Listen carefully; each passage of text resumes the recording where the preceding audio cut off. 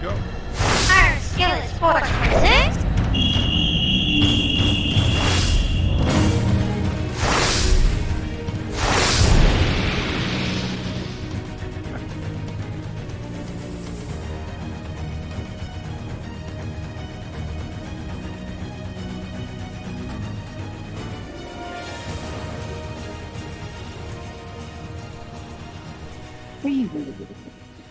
You're listening to The Sizzle on Iron Skillet Radio and Iron Skillet Television. You know what it is. You know who it is. It's The Sizzle here on Iron Skillet Radio, Iron Skillet Television. I'm G Sizzle. He's J Sizzle, and we are in the building. Yes, we are in the building again for another edition. It's a Sunday fun day. This is the time we're getting ready for Sunday Night Football. Ooh, it's going to be big. It's going to be a Wallapalooza. It's going to be a Hamapalooza or a Samasalooza or whatever it's going to be. It's going to be something. But before we can go any further, Jay, I have to ask you, how's your day going? Man, I'm feeling good, man. I just got back, man. I'm playing quarterback for the Broncos, man. They would just take anybody could show up. I took one snap and did a handoff. It was fantastic. Yeah, it's a bad situation when you've got all four of your quarterbacks out and a receiver playing quarterback. That is just, yeah. Well, the COVID-19, man, this year is crazy, dude. We'll never see anything like this again. No doubt about that. I hope we won't see anything like this again. But hey, let's get ready to jump right into it. Are you ready for some Sunday Night Football? Are you ready to talk about Bears, Vikings? No. Bears, Packers? No. Bears, Lions? No. Bears, well, they're playing Bears, somebody. Packers. Yeah, Bears, Packers. Oh. All right, Jay, so let's get into it. Yeah. Mitchell Trubisky's back on the field. Finally, I don't know if it was a decision that was made because it had to be made, or maybe it was a decision that was made because it had to be made. So what do you think about Mitch coming back as the starting quarterback for the Bears? Son of a Mitch. Somebody's got to do it. You know what I'm saying? Because, look, right now, they need a person that's mobile behind this offensive line. And Mitchell Trubisky has at times when he's on the move, he plays pretty well. We know Nick Foles is a really good quarterback when he can stand in the pocket and deliver. This is not a team where you can stand in the pocket and deliver. I mean, this team is really ranks as one of the worst offensive teams in the history of the Chicago Bears. And so now we have a situation where we need a mobile quarterback, a young fella who can get out there who halfway knows the system. And you never know. We might see great Mitch tonight. We never know. I mean, at least he gives us a factor that he's going to roll out. It's going to be interesting today. I'm sort of excited to watch the game. Yeah, I'm sort of excited too. I think that this is the type of team that really is tailor-made for Mitchell Trubisky. I mean, it's a moving line, literally, because the pieces are moving, but you need a quarterback who's agile enough to keep going. Yeah. I think you have to have somebody like that. You can't have Nick Foles, a.k.a. the statue. You can't have him back. Yeah, I mean, Trubisky's going to run, and that's the one thing he's going to do. He gives you another piece of your offense that you definitely didn't have with Nick Foles in there. The problem is that you have the Bears offense, which rank 31st in the league right now. 31st in the league. And so any offense is good offense for the Bears. If Mitchell Trubisky could tuck it underneath his arm and give you another 40 yards on the course of the night, that's 40 yards you weren't going to get from anybody else. So it's one of these situations. It's no feast in here. It's all famine. We just got to try to stop the bleeding and maybe hang in toward the end and possibly win this football game. All right, so what are your three keys? There have to be three keys that you're going to give for a Bears victory. What are your three keys for a Bears victory? First thing, we need to score 25 points. We rank 31st in the league right now, scoring points at 19 points per game. We need at least 25. We have one of the best defenses in the league. If we can score 25 points, we have an opportunity to win. That's number one. Number two, Khalil Mack and those guys up front have to make Aaron Rodgers uncomfortable. Have to make him uncomfortable. You're going to have to get to him without blitzing him. That's what you're going to have to do. So we're going to need a stellar night of performance from these guys. And then the next other thing we need to have is that these Bears running backs, somebody needs to get near 100 yards rushing. If we get near 100 yards rushing tonight, the Bears have a chance to win this football game because that means your defense is sitting on the sidelines and not playing 70 snaps a ball game. This what has to happen. The Bears, this can't be a shootout tonight. It can't be a shootout. If Aaron Rodgers comes in and they're up 14 points by the first quarter, it's Katie bar the door. You're going to see Mitchell Trubisky go down with some other type of hangnail or something like that, and we're going to be getting the popcorn boy out here, or maybe that young lady who was a kicker for Vanderbilt University. Maybe we can get her and bring her in here to play quarterback for the Bears. Right. Amazing. You're going to need somebody. But let's go through it. Your 3 points. You have to get at least 25 points. It has to be a Mac attack. And you have to have 100 yards rushing. Okay. Let's look at point 2. Well, I don't know how you're going to get to point 1. I really don't know where you're going to manufacture you asked for 3 points. That's three things I can give you. Yeah, that's true. Okay. So what do you do to get the Mac attack going when Akeem Hicks is questionable and is a game time decision? Well, you look at Laquan Smith, right? He ranks, I want to say, let me look at this, make sure, right? He leads the NFL. I was about to say he ranks second. He leads the NFL in tackles for loss for 15. Okay. So we know he can get penetration. We know what Khalil Mack is able to do. So you're going to have to get pressure. You might have to start firing one of these backers in there or something like that.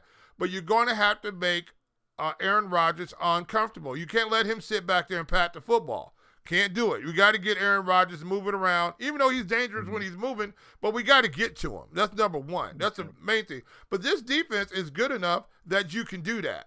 This is a very good defense if they don't have to go out here and play all these snaps. The thing that kills the Bears right now is that their defense plays way too many snaps, way too many 3 and outs. We need 7, 8 yard 7 or 8 play drives, at least. Maybe not scoring, but we need to keep the field flipped. We can't have this team, all of a sudden you look up and 2 or 3 times in the first quarter, the Bears are defending from their 30-yard line in. You can't keep doing that. It's too much pressure, even though they're one of the best teams in the league. By doing that, but that's too much pressure. We got to keep the field flipped. One of the ways by doing that is getting the first down or 2, punting the ball down there, and keep Aaron Rodgers down his own end of the field. Okay, so let's talk about that. In getting that field flipped and making that work, what's the best way for the offense to keep drives alive and keep this train going so at least the defense gets a breather on the sideline? First thing, we cannot have 2nd and 8s. You can't have 2nd and 8s and 2nd and 9s. Can't do that. We got to get some yards on first down. So either we got to go throw the slants right from the beginning, something like that, go 5 wide. Do something like that so you're freeing up something underneath so that we can get 2, 3, 4 yards, 5 yards in that first down. Now you got a 2nd and 5. Now you have opportunity. You have two downs now to gain 5 or 6 yards. If we come out too many times and we're 2nd and 10, 3rd and 10, we don't have any shot of doing that because now we understand that this offensive line is very poor at picking up blitz schemes, and all they're going to do is do some type of cross up underneath or send a linebacker from outside to inside into your A gap or into your B gap. We know our guys can't pick that up because they don't even know each other's name, who they're playing with right now. And that's bad as an offensive lineman when you don't know what the guy next to you is going to do. And it's going to be a really big problem. So the issue is right now they have to be smart on how they are designing these plays today to give Mitchell Trubisky an opportunity to throw short passes. Also, though, guess what we don't see with the Bears offense? We don't see sluggos. We don't see slant and goals. This is the time right now to fake that slant and pump it over the top of the guy and throw it into the seam somewhere. This is the time to do that. Mitchell Trubisky throws the seam route really well. Let's do what Mitch does well, and let's not do what Mitch doesn't do well by sitting back and trying to go through a progression of reads because it ain't happening. Okay, so if he doesn't do progressions well, and we know this, we've known this now for a couple of years, let me ask this. Can the head coach, or will he make a decision to change the way he's going to call this game so that it's beneficial for Mitch to have success? I thought Laser was calling the game. You still got Nagy going to start? Did they change that up after the 2 weeks? Look, Look, man, I have no faith that Nagy's all off of the offense. I can't believe he said, "Yeah, just take the offense and run with it." He's made two quarterbacks look bad. I'm now under the school and believing that Mitchell Trubisky isn't as bad as we think he is. I mean, I'm sure people are gonna start throwing stuff at me as I'm driving down the road. I'm probably gonna hear some comments like, "Oh man, you're crazy." But I'm just what I'm saying right now. I look at scheme. You look today with Tampa Bay and Tom Brady. Did Tom Brady forget how to throw the football? Did Tom Brady forget how to read coverages? No, he's in an offense that does not do motion, so he can't figure out if they are in zone or if they're in man pre-snap. So now you're not giving him a clue. It was the same situation here with Mitchell Trubisky. He doesn't have a clue from the beginning of what type of defense he's going to be looking at. And so now you're asking a guy to read on the run. This is not what he's good at. He's good at reading the high to low. That's what we know that. He's good when he scrambles out. Give him the RPO, an option to run. Anytime those things, Mitchell Trubisky's good. But you're going to let him sit back there. I got to read high to low and go off there and where's the drag route and what's happening on the backside. That's not what this guy does, and you're asking him to do too much. Right now, I think you can't ask a guy to do what he can't do. That you're setting him up to fail, and I wonder if Matt Nagy's pride is too great that he wants to say, I'm going to run my offense. It doesn't matter what's going to happen, and we're going to look at the Bears offensive team that's still going to be ranked 31st in the league after this game. You're listening to The Sizzle. Okay, so now that we've come to that conclusion that Matt Nagy is the problem and he should probably be put out to pasture, I'm telling you now, what I see from this game will give me indication for what's going to happen next. Because let's talk about quickly. Let's just run through the league real quick. Matt Patricia and their general manager were fired after the Thanksgiving game. Yeah. Did you see that? And what were your thoughts about what happened with that situation? I was really surprised. I thought Matt Patricia would do better when he was in there. I really thought he was the architect of that defense up there. But it just goes to show you can coach, but you got to have the players. And if you're looking at the situation, I don't care. In the NFL, it's a player-driven league. You can have all the schemes you want to, but if you don't have the players to play the scheme, and you don't bend the scheme to the players that you have, there's going to be a problem. One of the great things we saw with the Kansas City Chiefs is that they have decided to bend the scheme around what they have. And one of the main things I was pretty amazed about is their defensive scheme, how they run two high safeties all the time. They're telling you you're not going to beat us over the top. And that's just playing to your strength because they got Tyrann Mathieu back there who can cover extremely well in the back. They're telling you you're going to throw everything underneath. You're not going over the top on us, and we're going to stay over here. We're going to bend, and we're not going to break. Well, it's the same situation going on here is that you look at a Nagy-based offense, a Nagy-based a head coach like he is a person right now whose pride is in the way, and he can't figure out how to get out of his own way. That's the biggest problem right now. And the Bears are just a shell of an offensive football team. I really don't understand how we've gotten to this point. I really don't. I'm absolutely amazed at that offensively we're this poor. I was listening to, and I made I was doing some reading earlier, and I made an investigation to find out who are the linemen who will be available next year coming up in the draft. But one of the things I thought was really amazing and interesting is that your boy, Mr. Long, who was with the Bears, said he has no problem with coming back to the Bears. Don't do it. He said he would come back at any moment. Don't do it. And resume playing. Don't do it. Don't do it. I mean, you got enough money, man. You got enough money. Go coach. Go do something else. I mean, we've seen him the last 3 years be a shell, an absolute shell of himself. And he tried to come back, and he kept trying to come back. And one thing about the NFL, it is a dog-eat-dog world. If they find out that you can't do something, like you can't set up in pass protection a certain way, you can't do a certain thing, they will play to that problem, and they will rush you on your right side knowing you can't kick back with your right foot.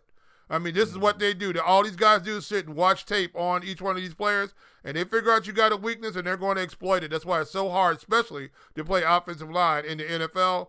Mr. Long needs to stay on the sidelines and go get a coaching hat and a clipboard.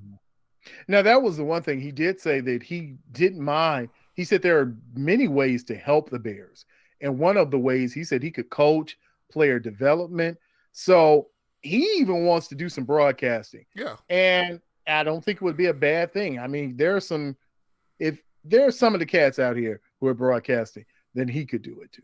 Yeah, of course. And then he's got the name.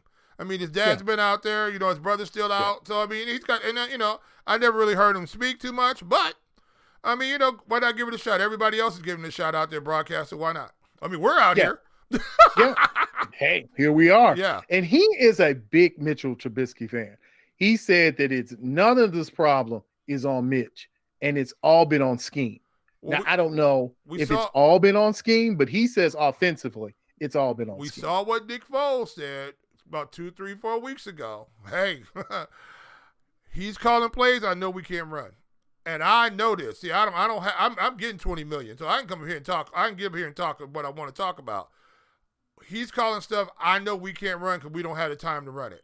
So he already threw Nagy under the bus, and he was also protecting. I didn't realize it then. He was actually protecting Mitchell Trubisky then by coming out saying that, hey, it's not all us over here. You know, and I'm a veteran, so it doesn't matter. I mean, I'm going to find a backup job around the NFL, but there's a guy who might have an opportunity to start somewhere, and he shouldn't be tainted because of what Matt Nagy is doing to him on the offensive side of football.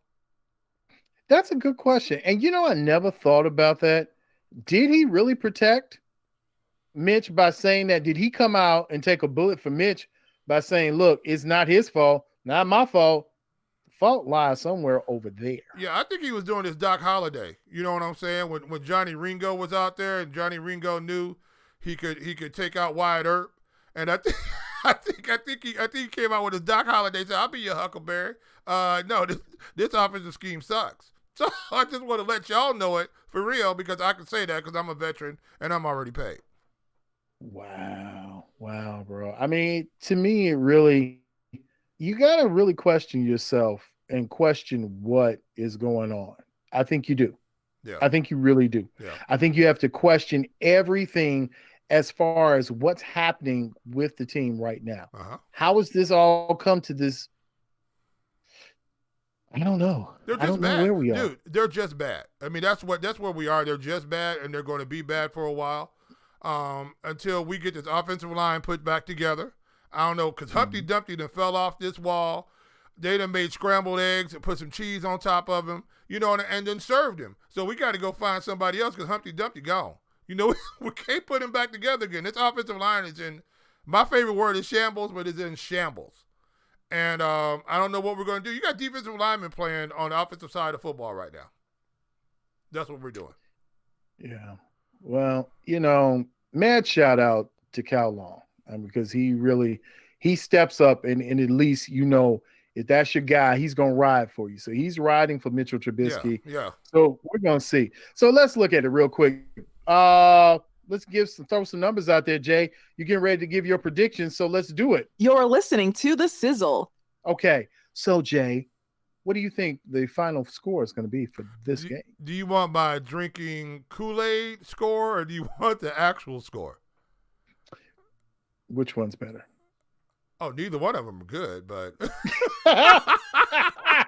neither one of them are good. Stuff I'm drinking, but it may not be Kool-Aid. Hey, look. I think it's going to get out of hand. I really do. I'm hoping that it doesn't get out of hand. I want to sit here and pop my popcorn and eat my last slum onion. That's the last of the turkey and the dressing and the sweet potato. You put it all in one pot and just stir it together. That's slum onion. But I don't think the Bears score 2 touchdowns this ball game. I don't think it's going to happen. So I think you're looking at a 31-10 ball game. I think it's going to be close up to half, and then Aaron Rodgers is going to figure out how to put some points up against this tired defense. Unless Mitchell Trubisky comes out there and does a Cam Newton and pulls the S out and go out here and throw for 250 yards and 2 TDs, It's possible. Anything's possible with him because we've seen what he's able to do sometimes, but I just think this is going to be another bad loss for the Bears. And I said I got him, what did I say, 31-10, something like that. 31-10. Yeah. Well, with David Montgomery back, you've got Alshon there. You should have a strong tight end. It is that line again that will not allow for time. Yeah. Now, I could tell you that I see a situation where the Bears win this game 34-32. How are they going to score 34 points? Did you remember some of the last games Mitch has played against the Green Bay Packers? It's gonna have to be In fact, Super his Mitch. best games have come against Green Bay. It's got to be Super Mitch. I mean, I'm hoping, man. Super Mitch. Let's go. Let's go, Mitchell Trubisky. Let's go. I don't know if he's going to be Superman or Clark Kent, but in this situation, I'm looking at a score. I'm with you. I think 24-9. I think that is. They're not getting that. They're going to be in single digits. It ain't having three field goals. That's all we can do. I'm gonna say right now, if you need to go and pick up a kicker, if you still got to run out and get your fantasy together. You got a daily you need to get together. This might be the game for you to go and pick up the Bears kicker. Yeah, because I think he's going to be putting in a lot of work today. Because I just don't see them having the ability to drive the field. Now, all that said, now if you get some good crossing patterns, your tight ends step up. You do what you're supposed to do. You leave one tight end as your blocker. You only bring in another tight end in the red zone, and you work your rookie tight end. I think it could be great. The whole issue is that Nagy Laser, who's ever calling these plays today, you have to put Mitchell in the best situation for him to succeed. You got to move the pocket. You got to put him on the move. Look, if we see Mitch rolling out early in this game, we got a good chance that something good is going to happen. If he's sitting back in the back and he's doing a 5-yard drop, I'm sorry, 5-yard drop would be good. That means to get rid of the football. But if he's doing 5 yards, if he's doing a 7 and 9 yard drop and he's sitting back there patting the football like he's Johnny Unitas, it's going to be a problem. I just can't see how you can't see this in all this time. You don't want to. You're see the it. offensive mind. You're paid to do this. You don't You're want the to see genius. It. You don't want to see it. You see what's going on in Tampa Bay. You know, we know what Tom Brady's good at doing. Tom Brady didn't forget how to be a quarterback. He's got all the weapons. He got Antonio Brown is still on the team after 2 weeks. That's fantastic. You got Evans sitting out there. You got Gronk. You got Miller. You got a really good runner. You got a really good runner. You got stuff happening down there. And now you see Tom Brady throwing more interceptions than he's ever thrown. Ever. Right. Why is that? Because you're asking him to do what he's not capable of doing all the time. True. I'm wondering if Bruce Arians can get hired and fired in a year. It's possible, but right now you're looking up there at a situation. You need to sit down with Tom Brady and go, Tom, what do you want to do? Let's put somebody in motion so I can actually see what type of defense they're in. Let's do that. Give me a chance to check out of a play. Let's do that. It's the same thing right now what you have with Mitchell Trubisky. Do what he does best. Roll him out. Now, are they going to start firing corners at him when you start rolling that side? Probably so. But now you're going to give him an opportunity to have some gaps open in the defense. And we see Mitchell will put the ball into some tight windows. Also, we know if they start running in man and start running, Mitchell can't run away from you. Mitchell can outrun a linebacker. Mitchell's pretty fast. So let's use his legs. Let's hope he don't get dinged up early. Because if he gets dinged up early, I don't know. They're talking about did they activate Nick Foles for this game? I don't think they nicked. Not that I can remember. He wasn't activated. But if you don't have Mitch and you don't have Nick Foles, your best quarterback might be Cordero Patterson. Wildcat, man. Let's run the Wildcat. I mean, that guy plays everywhere else on the team. You know what I'm saying? They should give that guy extra money because he plays everywhere. Cannot play with him. Cannot win with him. Cannot coach with him. Can't do it. Wow. I want winners. I want winners, and I want a chicken dinner. I need dinners. I need chicken dinners. I need greens and macaroni. I need steak and ham. I need potatoes. I need fries. I need wings and candied yams. We just had all that. Hey, you know what? Oh, yeah. you know what? When you have all that stuff too, it's like, man, you go ready to sit down to eat, and I figured it out now. You get to be a couple years older. It's like, ooh, let me put some of that back. I can't eat that. That's right. some of that back. Take the plate. You're like, oh no. Okay. Let me move that. You want another plate? No, I'm all right. Thank you. Yeah. So, I mean, how was Thanksgiving, man? We didn't talk about it. How was your Thanksgiving? Man, look, anytime I got dressing, I got 2 plates of dressing. I was happy about that. A little couple of candy yams, got some turkey. I'm good to go. You know what I'm saying? Look, I'm a dressing type of fella. So if you can make good dressing, not stuffing, I don't want chestnuts in there and raisins and stuff like that. I don't want none of that. Chestnuts roasting on an open plate. Yeah, but not in my dressing. But and I don't want oysters in my dressing, and I don't want none of that either. You don't want an oyster. You don't want a seafood dressing. No, I don't want none of that. I want just hook my dressing up. You know what I'm saying? Put me some green pepper, some onion, and some garlic powder in there, and hook it up, and make the cornbread from scratch. Don't be messing around. Ooh. You know. I mean, now you asking for a lot. Now if you're gonna make dressing, that's the only way you make dressing is cornbread out the pan. Well, now you can't just be telling people, now you got to make it and you got to make it from scratch. You cannot make it from the box. And I know some of y'all was cheating because I could taste it in your dressing. You went up there and you bought some of that ready-made cornbread at the store.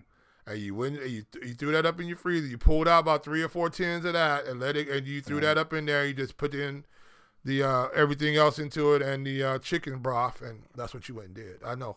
I could tell. You're listening to the Sizzle. I can tell also. You know how you have those uncles that maybe get a little bit too much to drink around the holidays. Yeah. And one of them tells the other one, like, look, man, if we were a little bit younger, man, I'd take you outside and I'd whip your head. And the other one said, man, you ain't got to worry about tomorrow, baby. Why don't you do it now, sucker? Yeah. They said, oh, okay. So you got 2 old uncles out in the backyard. Now they shirtless and they back there sweating because they had their new Kobe Bryant shoes on and they back there sweating. You know what that's called? An exhibition fight. Yes, Tyson versus Jones. That's what it's called. When you got grandpas on grandpas, when you got your uncle back in that backyard fighting your other uncle. This is the battle of the in-laws. Tyson versus Jones. Jay, what was your opinion of the exhibition slugfest that was known as Tyson Jones? First thing, I'm mad I wasn't hanging out with Mike Tyson because Mike Tyson said he was smoking weed before the fight. I didn't know that. What were they fight at the Staples Center? I guess weed is legal, so I guess you can blow a bong before you get around. I never heard of that before. Look, okay. Hey, like I told you, this is an exhibition. I'm glad both of these guys were in shape. Neither one of them got seriously hurt. I think the reason why they kept this at these 2-minute rounds is just so they could make it through all the way through 8. Because if this was a 3-minute round, it just would have been over in 4. Because they didn't look like they was ready to go at all. Mike Tyson was hitting hard. Roy Jones Jr., we got to remember he's one of the greatest boxers of all time. There's no joke about that. But it was an exhibition. It was 2 old guys out there fighting. And, I mean, who out there paid that $49.99 to watch that? Obviously, it was a lot of people. There were some spots that I know around the region that had it for free. You went to some spots, but they didn't call and tell us, like, hey, Jay and G Sizzle come through, so we didn't see it for free. And I'm just saying I was quite hostile about that. I still am. And you know what? The next person that doesn't let me come in and watch the pay-per-view with you gonna get Nate Robinson. That's what's gonna happen. Oh. I only heard about it. I have not seen it. But I told y'all. Oh God. Oh Lord Jesus. Just because you think you watch boxing and just because you think, I can do that too, unless you have actually boxed before, went out and really been training for a while. Like I said, I told you the other day about Kendall Gill. Best with Kendall Gill if you want to. You're going to get knocked out because he actually trained to box. This young guy, who was his name? 23 years old. What was his name? Jake Paul. whipped on Nate Robinson. I'm gonna tell you now, maybe Nate Robinson should have gone and gotten Kendall Gill. Man, he should have called somebody. Now, Kendall Gill and Jake Paul. Ooh, Kendall Gill and that Jake would've Paul. been a good fight. Kendall Gill would have put the business to him, but it would have been a decent exchange going back and forth. This Jake Paul guy, this is another guy who has fought before. And so apparently you can see how he punches and he's trained. Nate? I just keep hearing it in my head. I keep hearing the Fresh Prince, and that I think I can beat Mike Tyson, and I hear that hook, and I just keep seeing Nate. Somebody like, yo, Nate, man, you can beat him though, dog, for real. And he was like, for real? You think I can beat him? Nate like, yeah, you can beat him.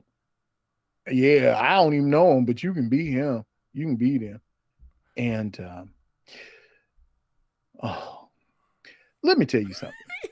When you've ever seen somebody hit and the person who saw, or when you see the person get hit and you break out into an old Negro spiritual, that's when you know something was wrong. Yeah, when you just sweet chariot. Hey, look, I heard, look like he coming forth to carry him home. Somebody was telling me Nate rushed him and he got tattooed. Like got Nate stopped tried to in his jump track. back up. You know, Nate got shook up. He jumps back up, and the guy was like, "Oh, so you're back up?" You couldn't. The announcers did. They were like, "Oh, well, Nate's back up, and Nate's back down." But this time, Nate went down. Down goes Frazier. I mean, my man was. It was woo. I felt like Smokey, man. I just was like, "Ooh, Nate, you got knocked up." Oh. When that's your only response is, "Oh." Did he reach down and take his gold chain back? Because look. Nate Robinson, man, don't do it. Do not get out here with these guys. If these guys are calling people out to come box, especially if you ain't boxed before, don't go out there. Mm-hmm. You're gonna get hurt. Don't do that. Don't do it. And now you have embarrassed, dude. You have embarrassed. You have embarrassed the NBA. You've embarrassed yourself. You've embarrassed your mother, and you've embarrassed the core. The core, dude. Do you know how bad this is gonna be for Nate Robinson from here on out? Yeah, you can't even go in the hood anymore. You can't go in the hood because you know he's gonna. Everybody know. Oh, everybody, even kids, they're gonna be like, I could knock you out, Nate Robinson. You only as tall as my grandmama. You're gonna get disrespected like Kevin Hart was getting disrespected. And what was that movie with Ice Cube? Ride Along. Nate gonna get treated like he's in Ride Along. Nate got rolled along the side of the ropes to the floor. That's what happened. It was a ride along from somebody's fist in his face. But you know, if you haven't seen it and you want to get some more of this reaction, because this is gold. Boy, I could do this all day. Let me tell you something. You got to watch Of Mics and Of Men. Oh, baby. It's the Sizzle Brothers reaction show. Oh, yeah. Oh, it's gonna be hilarious. They said Paul landed 8 shots. 3 of those punches resulted in knockdowns. So every time he hit Nate Robinson, he fell down. Every time. Look, man, that's terrible. Let me tell you something. You know what it is. You know who it is. This is the Sizzle. And we're getting ready to get out of here, baby, because you got a game to watch in a few more minutes. So listen, if you're not following us, please make sure that you subscribe to us. Make sure that you're liking and sharing the videos and anything that you see on any of the social media platforms. And remember, you can always find us at #skillet_sports. Listen, we're Iron Skillet Sports. We're everywhere you need to be. Ha! Bet you didn't think that was going to come. Yeah, well. Yeah, I'm just saying, we are the hottest talk in the 219. We are the talk of the 219. Yeah. I'm G Sizzle. He's J Sizzle. And we're getting ready to get out of here because we're going to see you on the other side.